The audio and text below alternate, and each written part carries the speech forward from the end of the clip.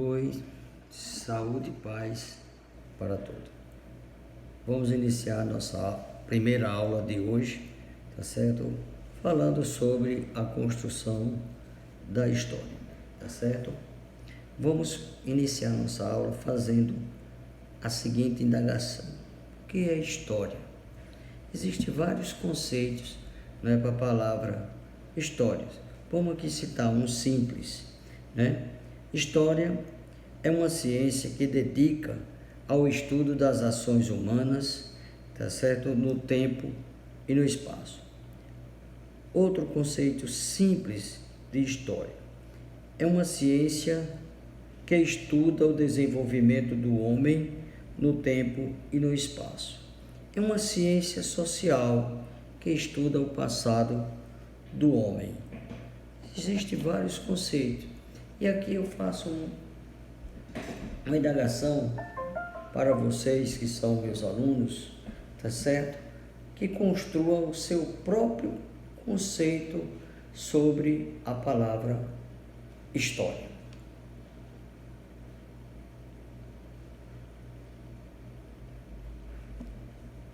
E vamos observar as diferentes interpretações, tá certo, da história. Cada pessoa, cada historiador, tá certo, ele pode interpretar os conhecimentos do nosso cotidiano de forma diferente. E essa diversidade de pensamento, tá certo, é positiva. Imaginemos se todas as pessoas pensassem da mesma maneira. Provavelmente, não haveria ideias novas. Então, cada historiador, tá certo, quando estuda uma determinada sociedade, ele pode interpretá-la de diferente maneira. Isso vai depender das fontes de pesquisa que esse historiador dispõe. Por exemplo, eu posso estudar uma determinada sociedade do ponto de vista político, como também posso estudar essa mesma sociedade do ponto de vista social.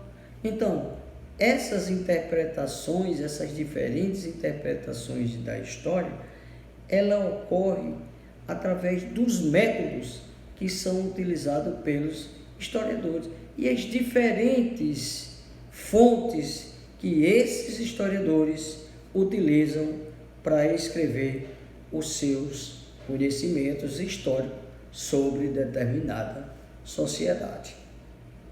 Então, existem várias interpretações para a história. Cada historiador pode contar a história de uma determinada sociedade do seu ponto de vista. A partir do seu ponto de vista, pode surgir várias interpretações. O que é isso? Muito bom. Lembrando que a história, tá certo? Ela não é como a matemática, que é uma ciência exata. Tá certo? Não existe em nenhum momento uma verdade absoluta dentro da história, ok? Por exemplo, coisa importantíssima, não é como eu falei agora, não é? O historiador, ele produz o seu conhecimento a partir das fontes históricas que ele dispõe e dos métodos que ele utiliza. A partir daí vamos construir, tá certo? Um conceito sobre essas fontes históricas, não é? O que seria fontes históricas? Então, fontes históricas nada mais é, tá certo, do que vestígios deixados pela humanidade, tá certo, ao longo do tempo, servindo, portanto, para que a gente possa construir conhecimentos históricos. Existem vários exemplos de fontes históricas. Por exemplo, existem fontes históricas escritas, orais, né? Vamos dar um exemplo, tá certo, de uma fonte escrita. Por exemplo, jornal, revista, certo? Cartas, letra de músicas, ok? Existem as fontes orais que a história aceita, né? Essas fontes orais nada mais são do que relatos contados pelos nossos avós, não é isso? Como também em sociedades em que não desenvolveram a escrita. Então a história permite esses relatos, ok? A história também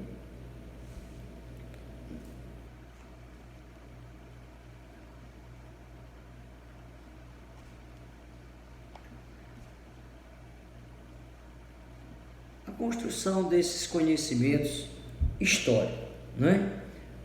E o que seria isso, né? A construção do conhecimento histórico. O conhecimento histórico nada mais é do que aquele conhecimento produzido a partir da análise e da interpretação das fontes históricas.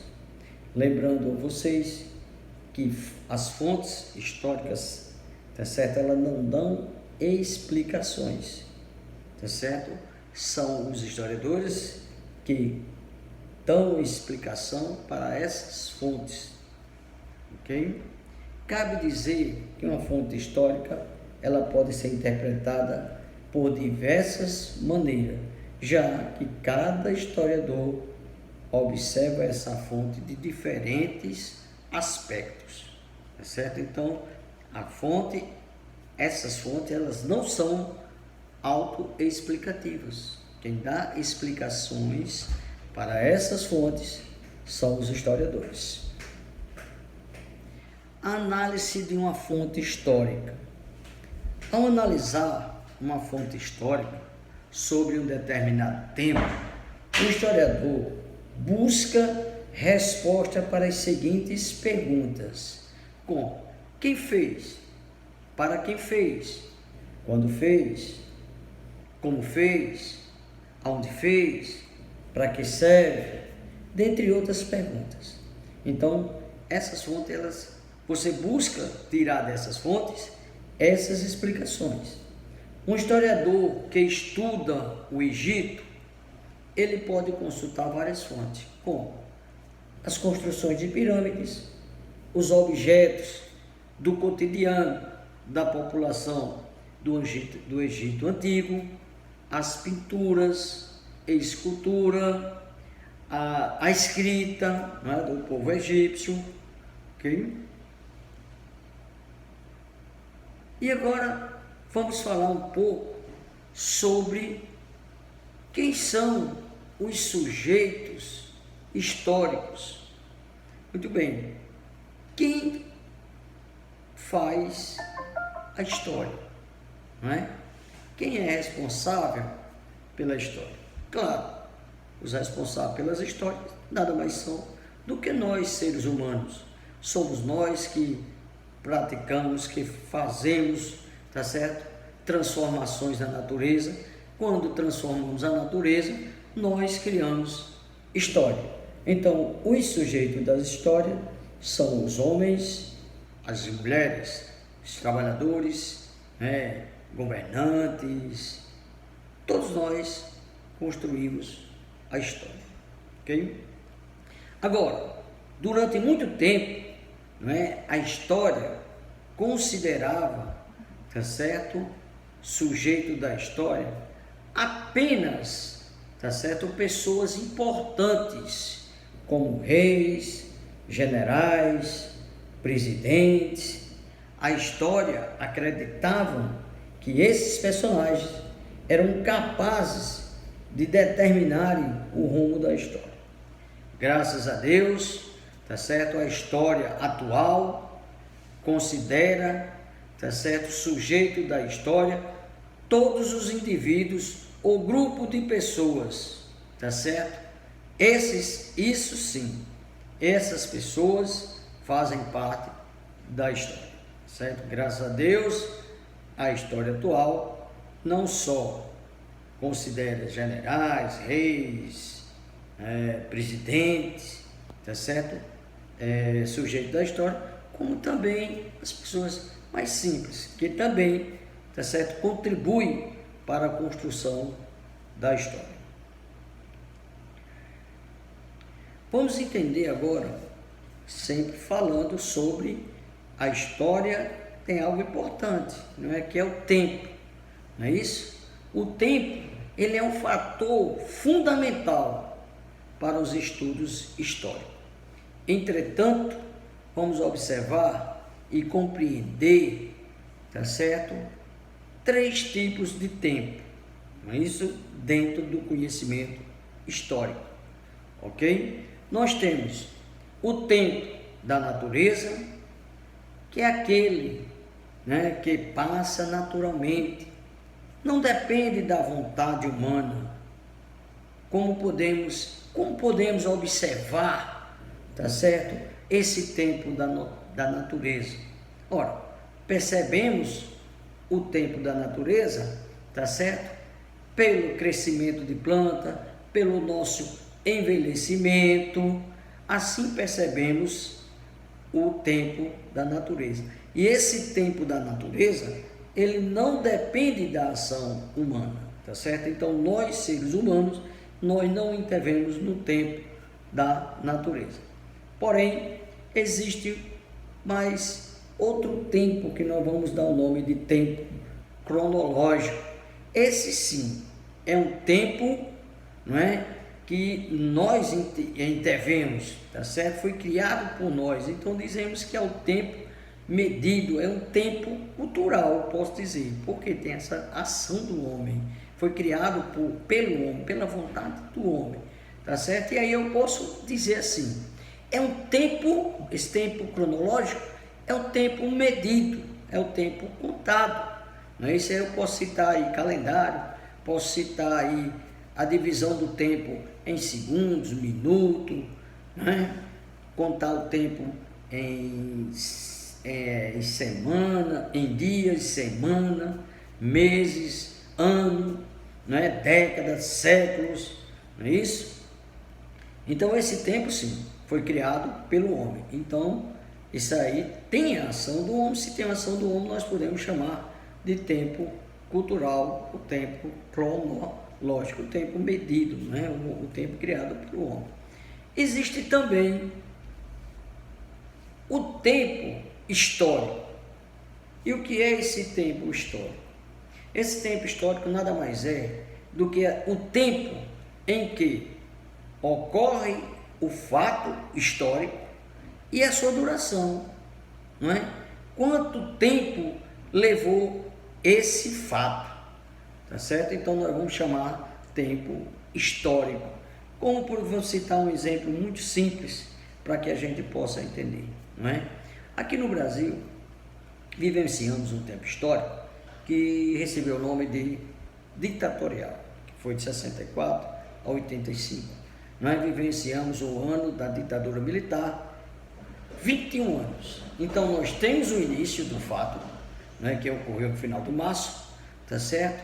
E se prolongou até 1985, né, quando o último presidente militar geriu aqui o Brasil. Ok? Bom, e agora vamos falar um pouco sobre a linha do tempo. A linha do tempo, ela pode localizar os fatos históricos no tempo, que é muito simples, tá certo? Nós determinamos um período em que ocorre, período em que inicia-se a pré-história. Aí o cara coloca lá com o surgimento do homem, tá certo? E o seu final, com o aparecimento da escrita, tá bom? Outra coisa importante também que a gente não pode deixar de conceituar para vocês é a questão dos calendários. Isso, já estou falando um pouco da linha do tempo, vou falar também de calendário, não é? E aí existem vários tipos de calendário de acordo com as sociedades, né, e com os seus interesses religiosos. Não é isso? Nós temos aqui no mundo ocidental o calendário gregoriano, tá certo? Que foi implantado em 1582, mas além do calendário gregoriano, tem o calendário chinês, tem o calendário islâmico, né, o calendário judeu, ok? Então esse calendário é o sistema, tá certo, de contagem do tempo, ok?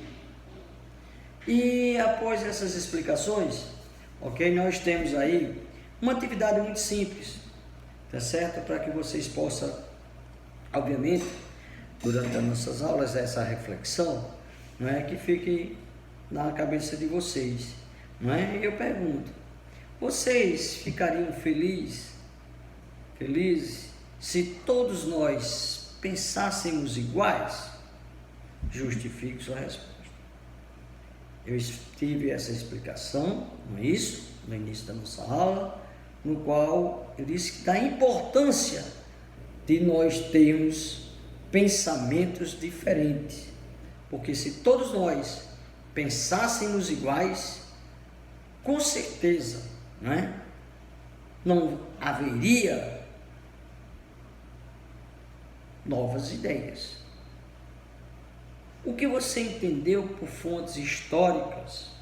Coisa importante que vocês devem, com certeza, ter entendido o que são essas fontes históricas. Eu citei exemplo das fontes históricas, mas agora eu quero saber o que você entendeu por fontes históricas. Você vai me dar um conceitozinho pequeno, não precisa ser grande, apenas o que significa isso, não é? Que são fontes históricas. Na sua opinião, como historiador produz o conhecimento histórico? Também falando, demos essa explicação, não é? O que é que o historiador utiliza para que ele possa produzir esse conhecimento histórico, aonde ele busca essas informações, ok?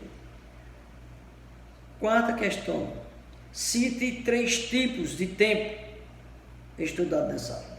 E aí, vocês lembram que eu falei agora quais são os tipos de tempo? E aí vocês vão dar um conceitozinho simples, não é? Desses tipos de tempo, ok? E o que você entendeu sobre calendário? Calendário, uma forma, um sistema que você pode utilizar para contar o tempo, tá certo? Eu espero, sinceramente, que vocês entendam. Isso não temos, posso dizer a vocês com certeza, não temos esse contato físico agora com vocês, não é isso?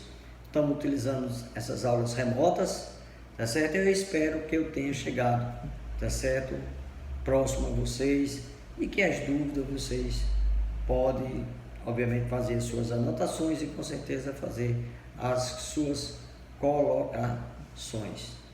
Ok, obrigado.